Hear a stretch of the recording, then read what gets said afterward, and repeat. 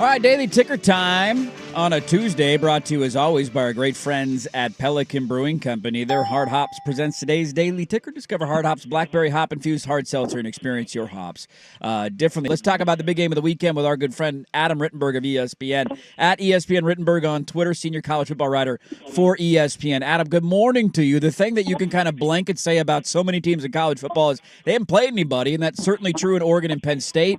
What do you make of the two teams and how they're kind of heading into this big matchup against each other? Yeah, good to be with you guys. I think, again, we probably know a little bit more about Oregon than Penn State, but there's a lot of unknowns. I think there's two quarterbacks who certainly have the potential to be in the mix for big-time awards, and Dante Moore has been really impressive to me so far. But, again, haven't seen defenses nearly as talented as the ones on either side that will be there. Again, Penn State, the big story is, can they win the big game? And that's been the issue for James Franklin. What I would point out in a lot of those losses is, has he had the better team? And I think in most cases he hasn't. I think a lot of people would look at this matchup, given where it's being played, the experience level on both teams, and probably give Penn State a little bit of an edge. But they've got to get it done. And Oregon has certainly won, some big games under Dan Lanning. They're not going to be intimidated going into State College. But we'll find out a lot about both of these teams. And the good thing is it's not an elimination game, and there'll be other opportunities for even the team that comes up short on Saturday night. Adam Rittenberg thinks what of Oregon if they go into Penn State and win? Well, I think that they're then possibly the team to beat in the Big Ten again, because they got eliminated so early in the playoff.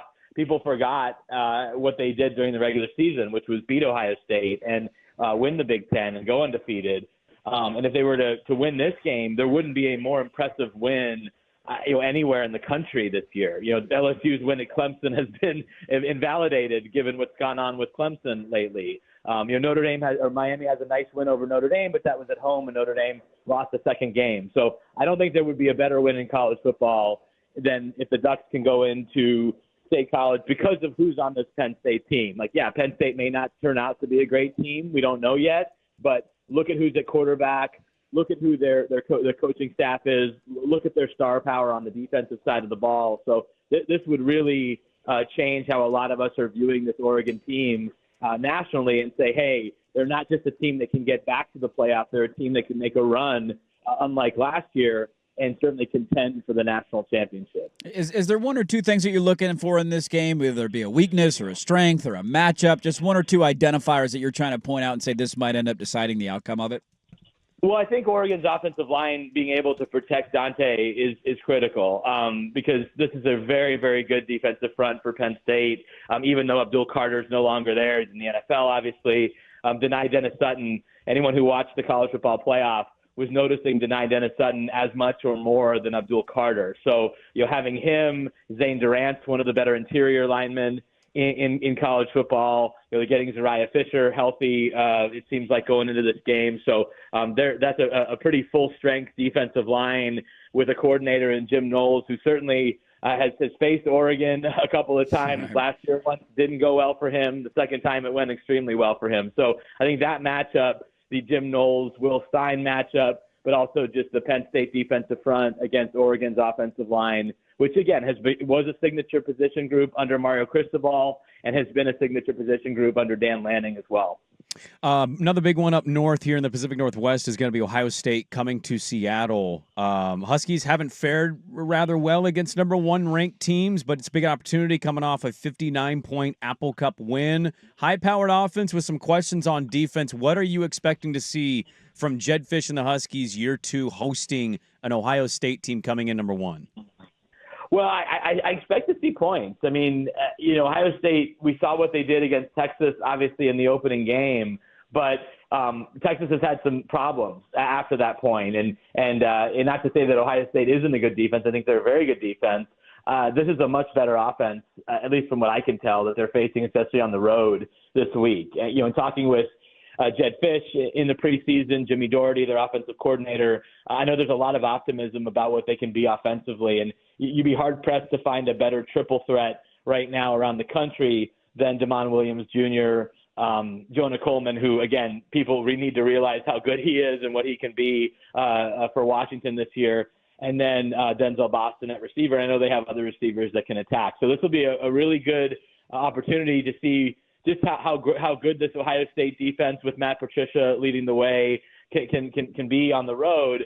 I do think Ohio State is going to score the ball, though. I think Washington's defense has had a few too many hiccups early in the year to give me a lot of confidence that they're going to shut down Jeremiah Smith and Carnell Tate and Max Clare and Julian Sayin. I think this is a big game for Julian Sayin on the road as a freshman, essentially going into Husky Stadium. Tough environment, but I think he'll have opportunities to attack this Washington defense. So wouldn't shock me, guys, if this game got into the 30s, even though Ohio State has been very stingy in terms of allowing points so far. They just haven't seen a complete offense yet like the one Washington has. Yeah, not to mention being on the road. That's a big part of it. Adam Rittenberg, our guest, senior college football writer for ESPN, at ESPN_Rittenberg on Twitter. You can go give him a follow there. When you look around the country, I guess what's the biggest surprise to you? Like, I'll throw three different things at you.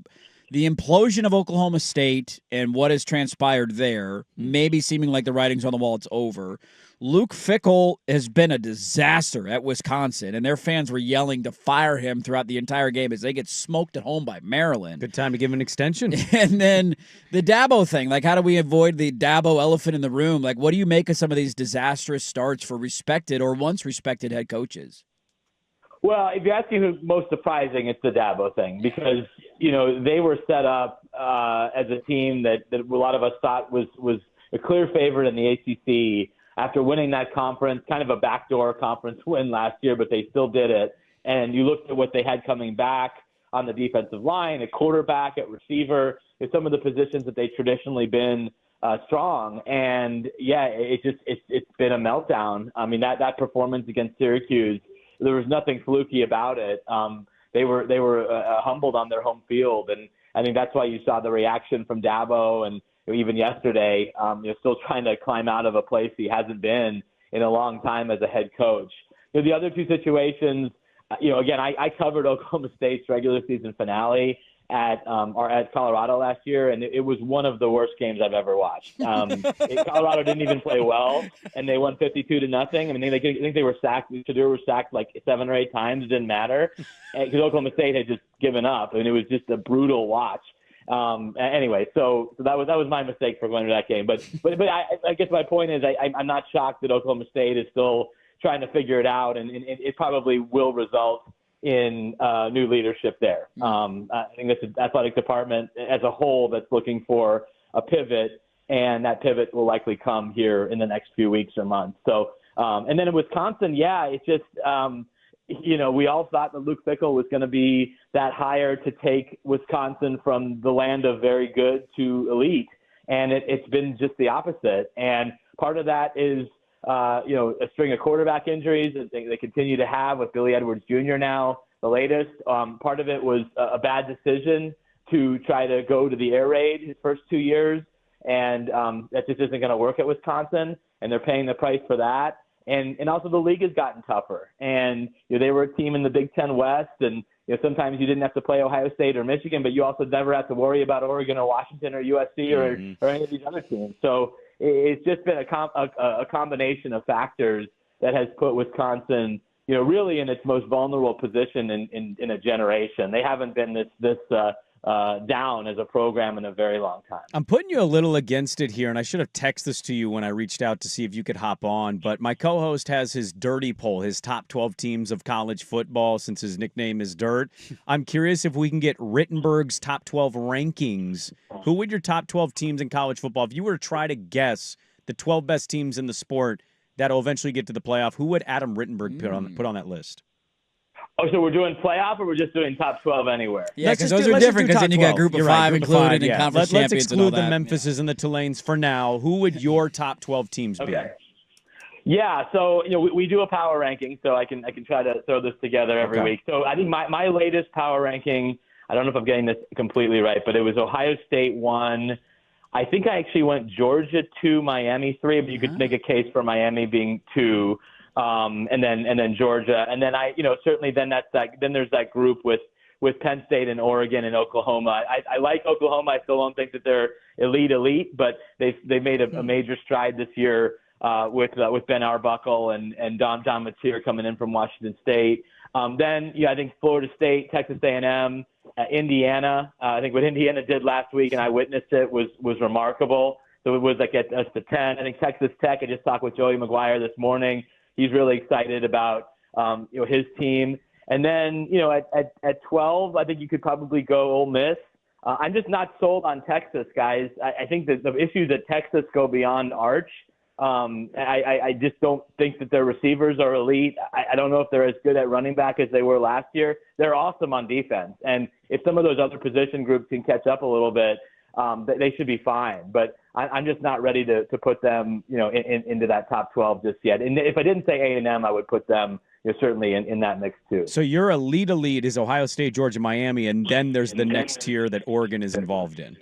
Well, part of that's that those teams have all had better competition today, and that's not Oregon's fault. It's not. I mean, I guess you could say it's Penn State's fault because they didn't schedule anybody, but we just don't know what they are at this stage. Whereas LSU, for what it's worth, has wins over Clemson and Florida. Obviously, Miami has looked really good. And their win over Notre Dame, I think, will get better and better. And then Ohio State has the win over Texas. But if Oregon goes in and beats Penn State on the road, or if Penn State is dominant against Oregon, I think that both of those teams have a chance to rise in whatever the next ranking is. Yeah, great stuff. Adam Rittenberg, senior college football writer for ESPN. Give him a follow on Twitter at ESPN Rittenberg. Enjoy maybe the best college football Saturday we've had in a long time. It's a great slate from start to finish. Thanks as always for the time in Portland, and let's do this again soon. All right, guys. Appreciate you. Thanks. There you go. Adam Rittenberg of ESPN. Yeah, he started out with a ranking for me, and then it faded fast. He got to 4, and he just lumped teams together. I'm like, damn, dude. We gave you 1, 2, 3. And then there's like that group of this teams, and then these teams, and then those teams. And then, Ole Miss is one that's kind of flying under the radar. Big opportunity for them this weekend. Daily Ticker brought to you once again by our wonderful friends at Pelican Brewing Company. Their Hard Hops presents today's Daily Ticker. Discover Hard Hops Blackberry Hop Infused Hard Seltzer and experience your hops differently.